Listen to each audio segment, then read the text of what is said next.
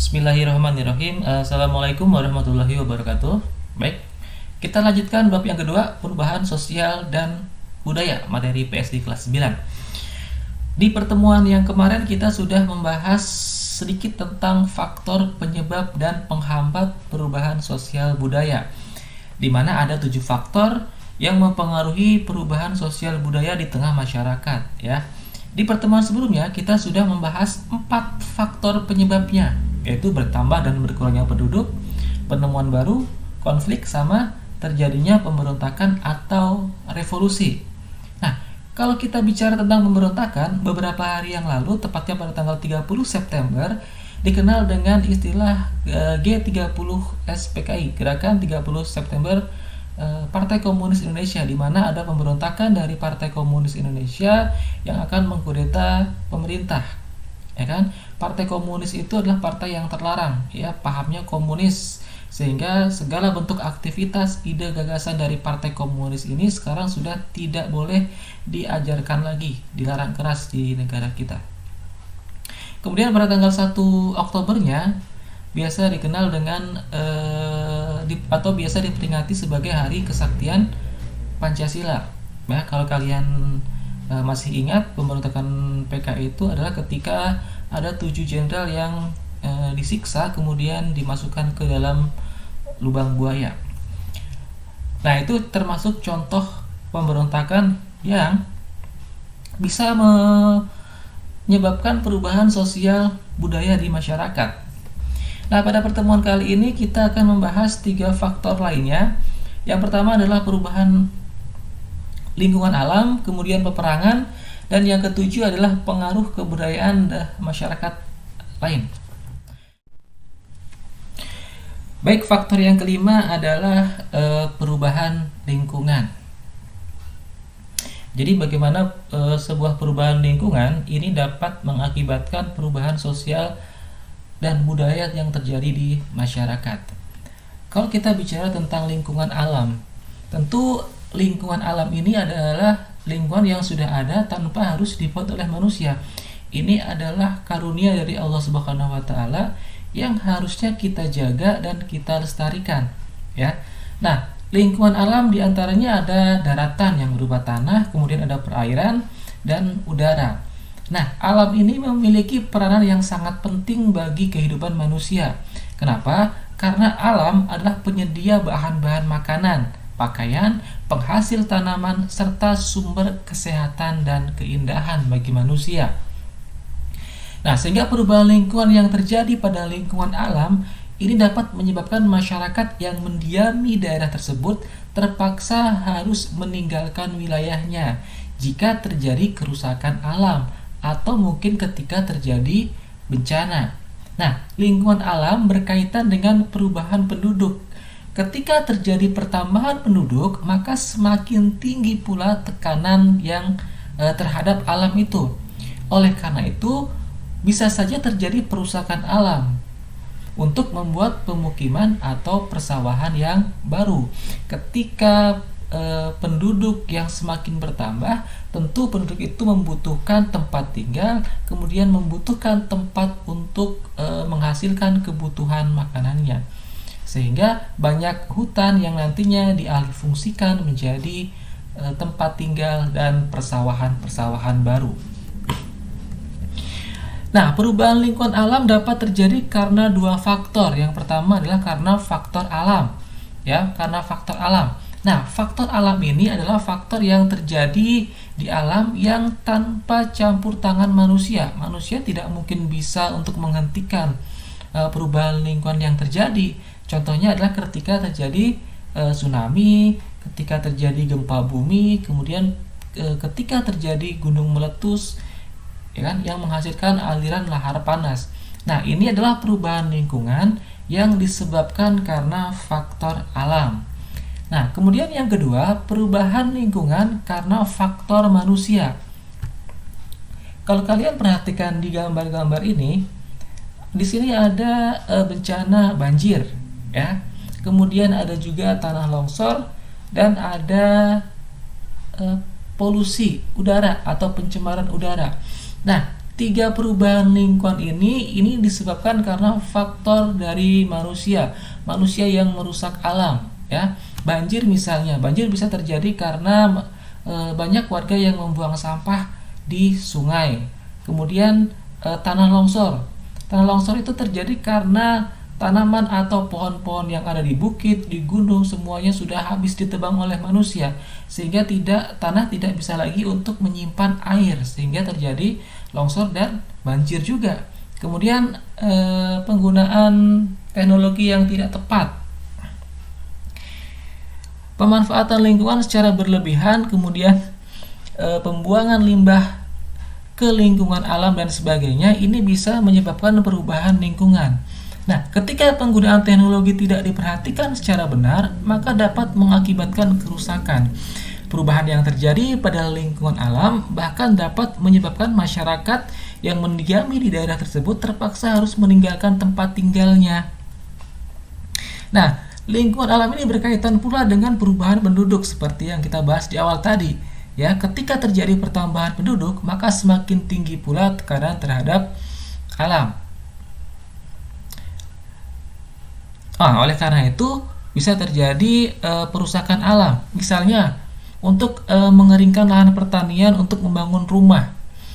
Ya kan, karena semakin banyak jumlah penduduk, yang awalnya itu berupa lahan untuk pertanian, lama-lama lahan itu akan dibangun tempat tinggal, ya kan, sehingga akan mengurangi lahan pertanian menjadi sempit, ya, serta banyak petani yang nantinya akan kehilangan lahan untuk bertani dan terpaksa bekerja sebagai buruh pabrik atau yang lainnya. Ya, itu adalah faktor yang kelima, yaitu perubahan lingkungan alam. Jadi dapat kita simpulkan bahwa ternyata perubahan lingkungan alam, baik itu karena faktor alam, karena faktor manusia, itu sangat mempengaruhi kehidupan sosial dan budaya masyarakat. Bahkan bisa saja masyarakat yang mendiami di suatu tempat, yang sudah memiliki interaksi sosial yang tinggi, yang sudah memiliki kebudayaan yang lama-lama mereka akan meninggalkan tempat tinggalnya karena terjadi perubahan lingkungan, baik disebabkan karena bencana atau karena ulah manusia itu sendiri. Itu ya. Kemudian faktor yang keenam adalah peperangan. Nah, terjadinya peperangan di suatu wilayah ini akan berpengaruh terhadap perubahan warga masyarakatnya. Nah, perubahan itu dapat terjadi pada cara berperilaku, berpikir, ataupun kepribadian dari mereka. Nah, perang akan membawa perubahan yang besar dan kecil di dalam warga masyarakat yang terlibat perang. Hal ini terutama pada masyarakat yang kalah dalam peperangan. Bangsa yang menang ketika berperang akan memaksakan kebudayaan kepada negara yang kalah. Mereka akan memaksakan kebudayaan mereka untuk juga diikuti oleh masyarakat yang mereka kalahkan. Kita ambil contoh, Indonesia pernah berperang melawan penjajah, ya kan? Kita berperang melawan negara Belanda dan negara Jepang. Ya, meskipun ketika kita dengan Jepang hanya menjajah 3 tahun, dari tahun 1942 sampai 1945, namun banyak membawa perubahan sosial budaya bagi bangsa Indonesia. Nah, perubahan sosial yang terjadi akibat Indonesia dikuasai oleh Jepang ini dapat kita bagi menjadi beberapa bidang, ya. Yang pertama, kita bagi ke dalam bidang sosial. Nah, ini sudah pasti terjadi kemiskinan, terjadi kelaparan di berbagai daerah. Tenaga kerja yang ada di desa dipekerjakan ke beragam proyek, akibatnya desa menjadi krisis karena tidak terurus, ya. Atau biasa dikenal dengan nama Romusa. Mereka dipaksa bekerja selama 24 jam, mereka tidak dikasih makan, mereka tidak dikasih kesehatan yang bagus, sehingga banyak menimbulkan korban jiwa. Kemudian ketika di bidang ekonomi, terlihat jika rakyat hidup dalam kesulitan, sumber daya alam dan sumber hasil pertanian dibawa untuk kepentingan tentara Jepang, sementara masyarakat kita dibiarkan untuk hidup dalam kemiskinan dan kesulitan. Di bidang budaya, nah ini agak berbeda. Jika di bidang budaya terdampak cukup baik karena bahasa Indonesia pada masa penjajahan Jepang ini berkembang luas. Hal ini sebagai dampak karena pemerintah Jepang itu melarang kebudayaan Barat, khususnya Belanda, karya itu melarang untuk diajarkan lagi, sehingga muncul karya sastra dengan nuansa perang dan kemerdekaan. Nah, kemudian di bidang politik, para pemimpin dilibatkan dalam beragam organisasi, ya kan? Mereka pun memanfaatkan kesempatan itu untuk mempersiapkan kemerdekaan, sehingga puncak dari perjuangan untuk merdeka dimulai dari masa ini, ya. Itu. Nah, itu tadi adalah perubahan lingkungan, perubahan sosial dan budaya yang diakibatkan oleh peperangan, ya. Kita bisa lihat ketika kita di negara kita sendiri, ketika dijajah oleh negara Jepang, maka banyak perubahan-perubahan sosial dan budaya yang berpengaruh ke masyarakat Indonesia. Kemudian 7 adalah pengaruh dari kebudayaan lain.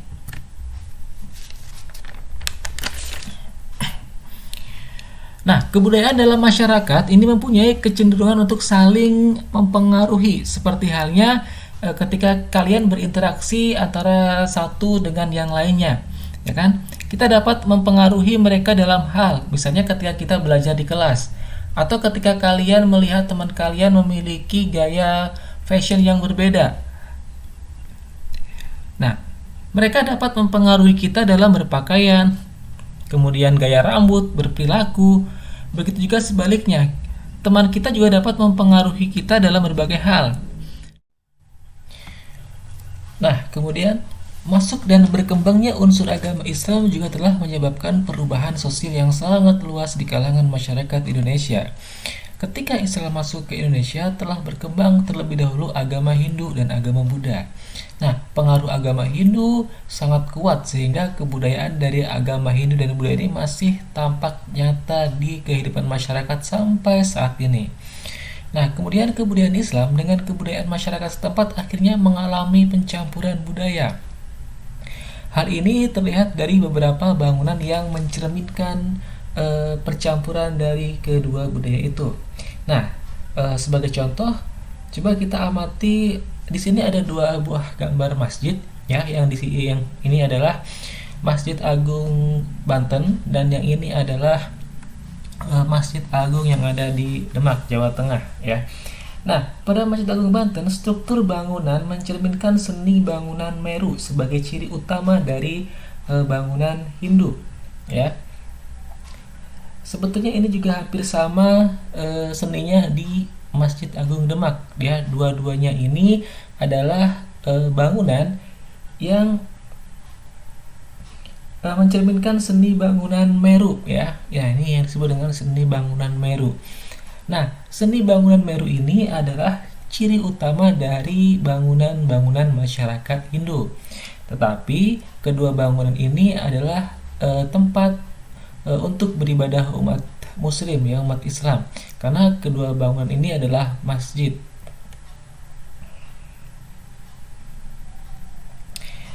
Nah, 2 masjid ini tetap digunakan atau difungsikan sebagai tempat untuk beribadah umat Muslim, ya. Walaupun secara arsitek, ya, ini terjadi pencampuran antara budaya Islam, ya, dengan budaya Hindu. Nah, proses pertemuan kebudayaan tidak selalu saling mempengaruhi seperti 2 kebudayaan ini, ya, Islam dengan Hindu, yang dapat dilihat dari beberapa bangunan yang bisa kita lihat bahwa kedua bangunan ini mencerminkan percampuran dari kedua kebudayaan tersebut. Ada juga proses pertemuan kebudayaan itu yang tidak bisa saling mempengaruhi. Nah, ketika kedua kebudayaan mempunyai taraf yang seimbang, maka yang terjadi adalah saling menolak atau cultural animosity, ya. Nah, bagaimana cultural animosity ini bisa terjadi? Proses pertemuan kebudayaan yang tidak selalu saling mempengaruhi ketika kedua kebudayaan memiliki taraf yang seimbang, yang terjadi adalah saling menolak atau cultural animosity. Nah, bagaimana hal ini bisa terjadi? Nah, contoh cultural animosity ini bisa kita lihat pada kebudayaan Kesultanan Yogyakarta dengan Kesultanan Surakarta, ya. Nah, kedua kesultanan ini merupakan pecahan dari Kerajaan Mataram. Yogyakarta dan Surakarta memiliki kebudayaan yang hampir sama, ya kan? Karena lokasinya pun hampir sama, berdekatan. Namun sebenarnya mereka memiliki perbedaan-perbedaan antara kedua kesultanan ini. Ya, kedua kesultanan ini tidak mau saling terpengaruh. Ya, yang paling bisa kita lihat adalah dalam hal berpakaian atau pakaian adat. Gaya pakaian adat antara Yogyakarta dan Surakarta memang sama namun sedikit berbeda. Perbedaannya jika kita lihat dari yang pertama ini, ya. Ini dari belangkonnya berbeda, ya. Ini Yogyakarta dan ini Surakarta. Ya, bentuknya agak sedikit berbeda. Kemudian dari model base cap, ya. Model base capnya juga berbeda antara Surakarta dengan Yogyakarta. Kemudian ada lagi dari cara melipat jarik. Nah, kalau kalian lihat ada sedikit perbedaan antara Surakarta dengan Yogyakarta, ya. Nah, ini adalah pengaruh kebudayaan lain, ya. Jadi tidak selamanya kebudayaan yang baru itu bisa secara mudah masuk atau melebur dengan kebudayaan yang sudah lama. Contohnya seperti yang tadi, ya. Contohnya seperti ini. Ini adalah contoh dari dua unsur budaya yang bisa melebur menjadi satu, yaitu antara kebudayaan Islam dan kebudayaan Hindu, ya.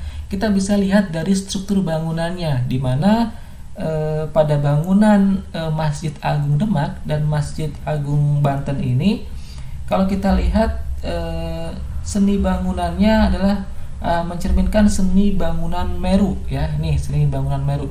Ini adalah ciri khas dari ciri utama dari bangunan Hindu, tetapi dua bangunan ini adalah tempat beribadahnya umat Islam. Ini bukan difungsikan sebagai tempat ibadahnya orang Hindu, tapi ini adalah tempat ibadahnya umat Islam karena ini adalah masjid, ya.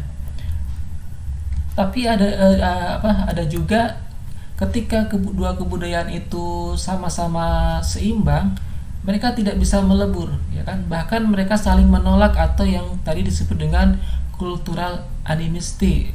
Nah, kita tadi ambil contohnya adalah kebudayaan dari Kesultanan Yogyakarta dengan Kesultanan Surakarta, ya. Walaupun secara kebudayaan ini hampir sama, mirip, namun ada beberapa perbedaan yang jelas bisa kita lihat, terutama dari pakaian adat, ya. Nah, itu tadi adalah faktor-faktor yang dapat menyebabkan perubahan sosial budaya di masyarakat, ya. Jadi ada 7 faktor yang mempengaruhi perubahan sosial dan budaya di masyarakat. Nah, selain itu ternyata masih ada faktor yang mempengaruhinya, proses pengaruh kebudayaan lain yang dapat menyebabkan terjadinya perubahan budaya, ya. Ada 6 proses pengaruh kebudayaan lain. Yang pertama ada difusi, kemudian asimilasi, akulturasi, invasi, kemudian ada penetrasi, dan ada milenarisme. Kita bahas satu persatu. Yang pertama difusi dulu. Difusi itu merupakan proses penyebaran unsur baru, baik berupa alat, ide, atau gagasan dari satu pihak ke pihak yang lain, dari satu tempat ke tempat yang lain, dari satu orang ke orang yang lain, atau dari satu masyarakat ke masyarakat yang lain. Difusi ini dapat mudah tersebar ketika masyarakat itu terbuka dengan dunia luar.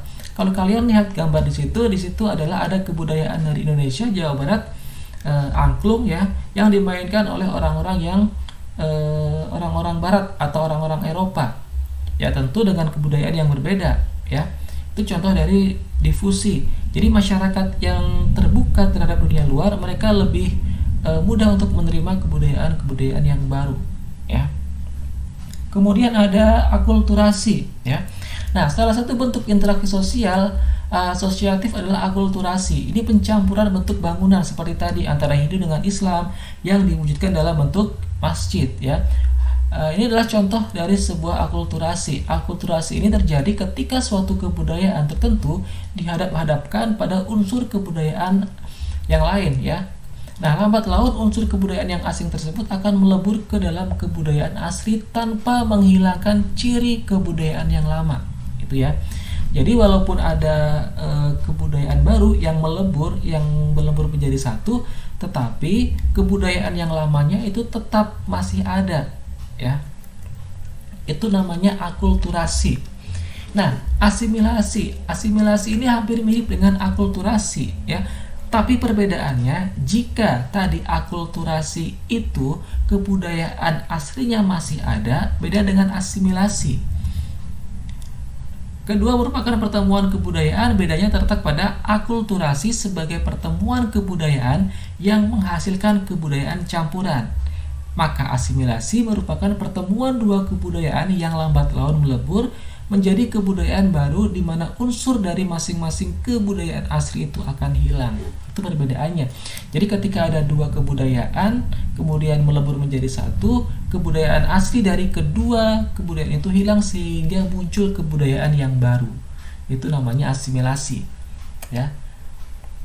Kemudian kalau penetrasi merupakan proses perembesan unsur budaya kepada suatu masyarakat baik secara damai ataupun paksaan, ya.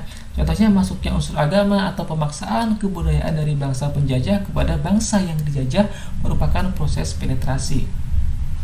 Misalnya kebudayaan Belanda atau kebudayaan Jepang yang dipaksakan harus dilakukan oleh bangsa Indonesia, atau bangsa Indonesia harus mengikuti kebudayaan Jepang dan Belanda.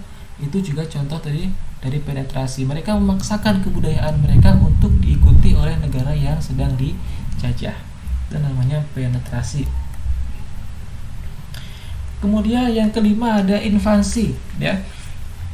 Invasi yaitu masuknya unsur-unsur kebudayaan asing ke dalam kebudayaan setempat dengan peperangan atau penaklukan. Kalau kita ambil contoh misalnya masuknya Belanda ke Indonesia pada masa penjajahan, mereka turut serta membawa unsur-unsur budaya yang sebagian diterapkan di masyarakat daerah jajahannya. Kalau invasi itu dengan cara peperangan, ya, mereka menjajah sebuah negara, kemudian mereka turut membawa kebudayaan itu, kemudian mereka masukkan kebudayaan itu ke daerah yang mereka jajah. Itu namanya invasi. Nah, yang terakhir ada milenarisme, ya. Milenarisme adalah salah satu bentuk kebangkitan yang berusaha untuk mengangkat golongan masyarakat bawah yang tertindas dan telah lama menderita dalam kedudukan sosial yang rendah. Kalau kalian lihat, ini adalah gambar dari Pangeran Diponegoro. Masyarakat pedalaman yang memiliki sumber daya alam yang melimpah, namun selama ini mereka tidak bisa mengolah sumber daya alam itu, ya. Karena telah tidak bisa mengolahnya, maka sumber daya alam itu dieksploitasi oleh orang asing, ya. Nah, mereka berusaha untuk bisa mengolah kekayaan alam mereka sendiri. Itu namanya milenarisme. Itu salah satu bentuk kebangkitan. Mereka berusaha mengangkat golongan masyarakat yang telah lama tertindas, yang telah lama menderita, yang mereka berada dalam kedudukan sosial yang rendah untuk diangkat menjadi manusia yang lebih sejahtera lagi. Itu adalah milenarisme. Nah, itu tadi adalah faktor-faktor perubahan sosial budaya. Ya, ada 7 faktor yang mempengaruhi perubahan sosial budaya, mulai dari bertambah dan berkurangnya penduduk sampai ke pengaruh kebudayaan masyarakat lain. Di mana pengaruh kebudayaan masyarakat lain ini juga ada 6 faktor lagi, ya, bisa dijabarkan menjadi banyak, dari difusi, akulturasi, invasi, kemudian penetrasi, ada milenarisme sampai ada asimilasi, gitu ya. Nah, itu materi untuk hari ini tentang